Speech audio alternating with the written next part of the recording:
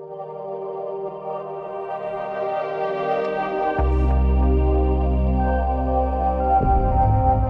Academia de la Magistratura es el órgano oficial de capacitación del sistema judicial y fiscal peruano, reconocido constitucionalmente.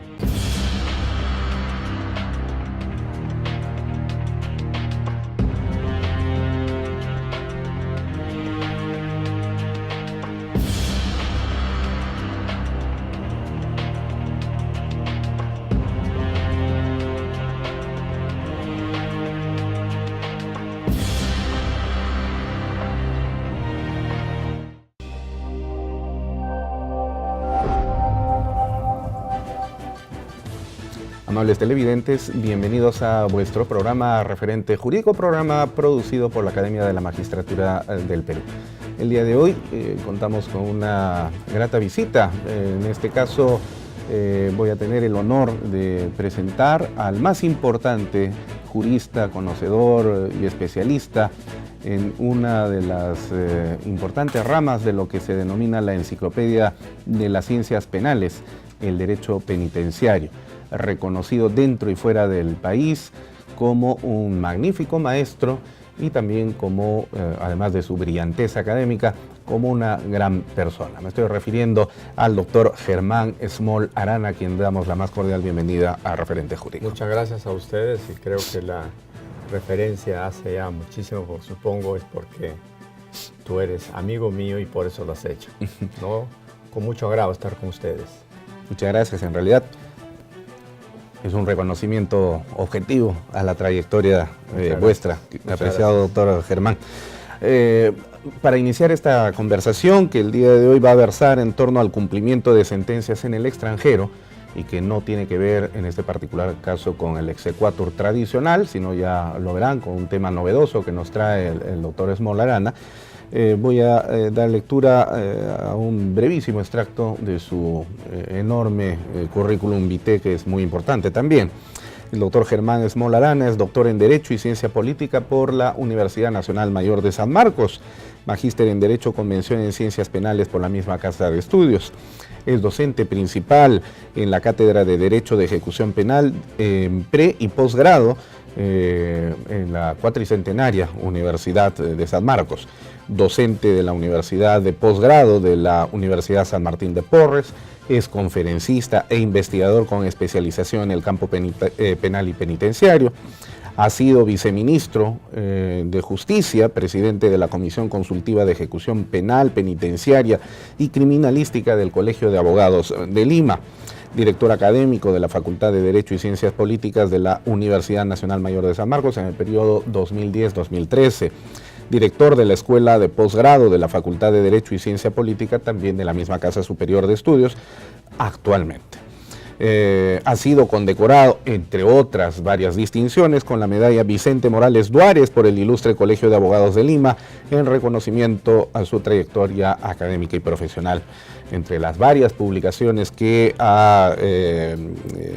con las que ha compartido su conocimiento a nosotros los estudiantes de Derecho, el profesor Germán Smol, figuran análisis de la ley número 29.423, que suprime beneficios penitenciarios para los delitos de terrorismo, naturaleza jurídica de los beneficios penitenciarios, entre otros, y también ha sido merecedor de algunos libros compilatorios como homenaje precisamente a su trayectoria profesional. Y, como no, también reconocerle el ejercicio actual de su condición de decano de la Facultad de Derecho y Ciencia Política de la primera Universidad de América, la decana, San Marcos.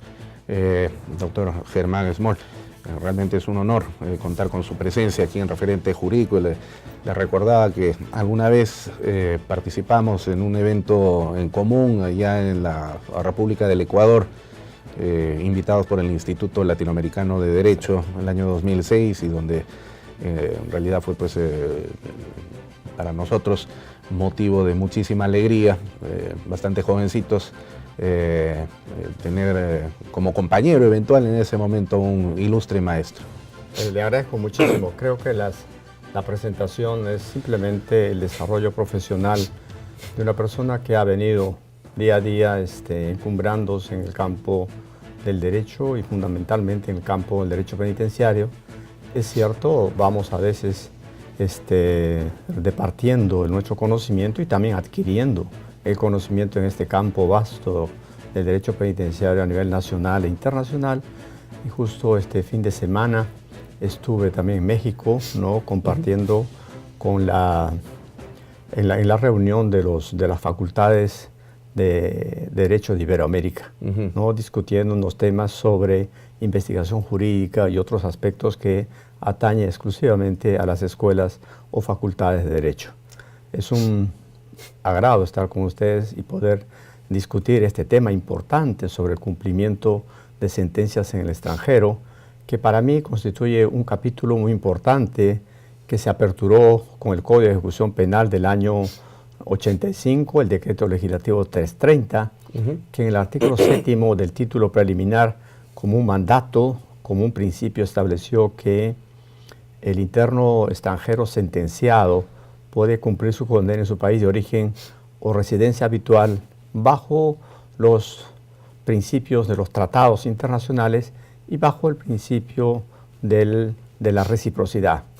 Esto significa que un sentenciado extranjero en el Perú o un peruano sentenciado en los países con quienes tenemos tratados sobre cumplimiento de sentencias pueden ir o venir a cumplir su condena en el Perú. Esto se ha mantenido casi vigente en el mismo texto en el Código de Ejecución Penal actual del año 91, el Decreto Legislativo 654, pero sin embargo el año 79, ya durante la postrimería del gobierno de Fujimori, se dio una modificación con la que yo no estoy y nunca he estado de acuerdo, por el que se dio la ley 27090, que determinó la no posibilidad del traslado en algunos delitos. No era necesario porque los convenios, o sea, los traslados se determinan en función de los tratados bilaterales que tiene el país. Por ejemplo, con España y con Canadá, que son los primeros tratados, dice si el país receptor no recibe la solicitud de traslado, puede negarlo sin expresión de causa. Entonces, en ese contexto no era necesario, pero sin embargo se incorporó un apéndice más o un apartado más al artículo 7º en el que se prohibía por razón de tipo penal, que será materia posiblemente... ¿Y a qué tipo de delito se refería esa disposición? Se refería al delito de terrorismo, terrorismo agravado, o sea, la utilización mediante coche, bomba, etcétera, de daños que pudieran ocasionarse, y en el caso de los sentenciados por narcotráfico, pero siempre y cuando fueran cabecillas o jefes de organización criminal. Yo considero que eso no era necesaria, esa incorporación, pero sin embargo se ha determinado de esa forma, y podríamos decir, porque en los mismos convenios ya se determinan en qué casos no es factible el traslado. Ese es un punto importante que me gustaría que lo desarrollemos. Para que se pueda aplicar el cumplimiento de la sentencia en el extranjero, previamente tiene que existir un convenio bilateral entre el país receptor y el solicitante.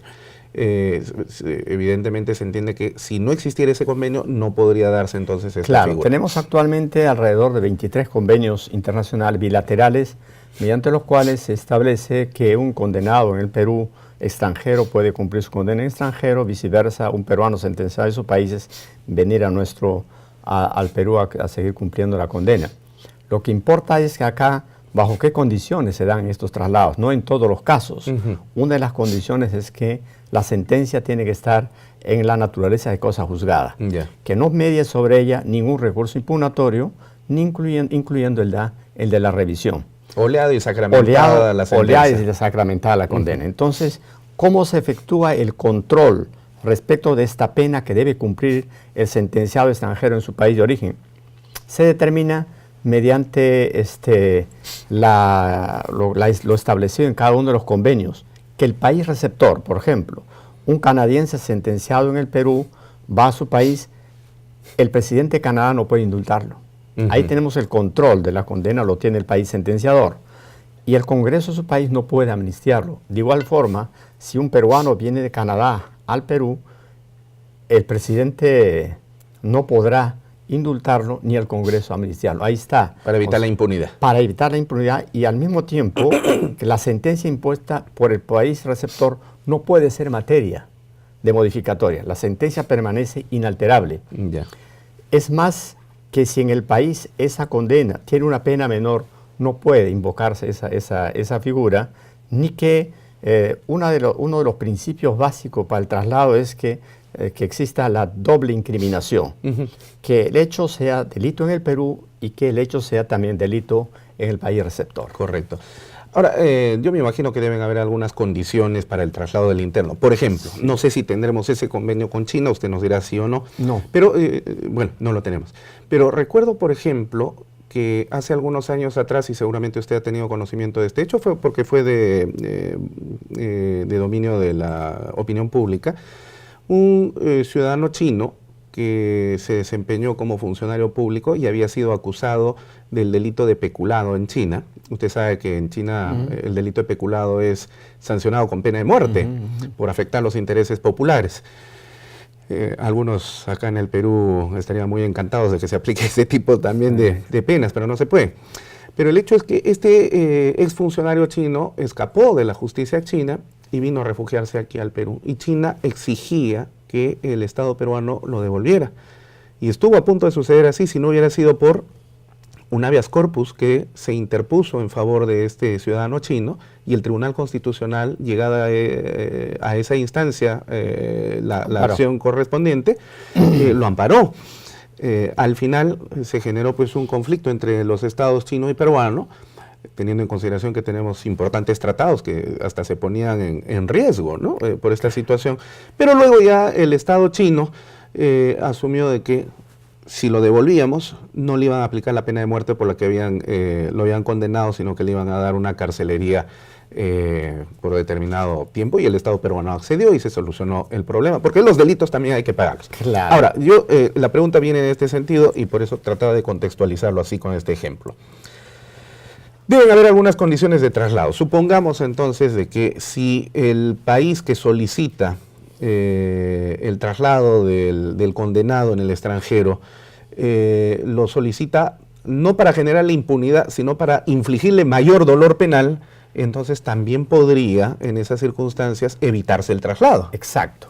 Una de las condiciones fundamentales y básicas que establece los tratados para el cumplimiento de sentencia en el extranjero es que no puede darse este traslado si el interno no acepta su traslado. Es voluntario el traslado, o sea, él debe aceptar. Yo quiero irme a mi país porque puede ser que algún estado lo lleve para infligir, como usted dice, mayor pena a él. En este caso, lo que importa en el cumplimiento de sentencia en el extranjero es que el objeto del campo penitenciario siempre, en todo el país o en todo el mundo, con mayores o menores recursos o con mayores o mejores predisposiciones para el tratamiento penitenciario, será la rehabilitación del interno o la reincorporación del interno. En ese sentido, el país cuando transfiere a un condenado, existen algunas reglas que dicen los tratados. Uno es que el interno dé su consentimiento, no es procedente traslado para cumplimiento de sentencia en el extranjero cuando se apene de muerte. No sería dable, por ejemplo, en Estados Unidos un condenado a muerte, sea un peruano, sea traído acá para que se ejecute la condena. Para eso no es factible. Ya. En otro caso es que la pena por cumplir en la mayoría de los tratados es que debe ser, la pena restante debe ser más de 6 meses, por el tiempo que demora esto. Aun cuando en algunos tratados, como el de Costa Rica y creo que el último de Argentina, también se establecen los tiempos, pueden ser menores, pero los países pueden jugar en cuanto a esto. Pero la mayoría de los tratados dicen la pena por cumplir no menos de 6 meses. Y tampoco es factible el traslado en los casos de delitos político-militares. Entonces no se trata de que simplemente a cumplir la condena y se va. Por otro lado también es que el sentenciado debe pagar el íntegro de reparación civil y la multa.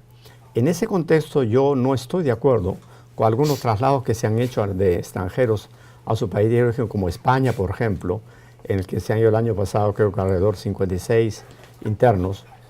Estoy de acuerdo con el traslado, porque el traslado va a permitir que el interno cumpla su pena cerca a su familia, cerca a su costumbre y con su legislación misma, ¿no? Y lo fundamental es que la finalidad, independientemente al proceso rehabilitador, es la vinculación del interno con la familia, la unidad familiar, porque el interno cuando sale a la sociedad, dice, pero sale a la célula fundamental de la sociedad, que es la familia. Claro. Entonces lo que buscan estos tratados es que el interno se reintegre, esté con la familia, y cuando egrese del campo penitenciario tenga un panorama más amplio de reincorporación social. Sí, eso es, bueno, muy humano. Pero también, ¿qué pasa cuando toda la familia se dedica al crimen, ¿no? Como sucede en algunos casos en el Callao. Claro. Bueno, eso es para conversarlo. Vamos a hacer el primer corte, por favor, en el programa, y regresamos para continuar con esta interesante conversación. No se vayan, ya regresamos en Referente Jurídico.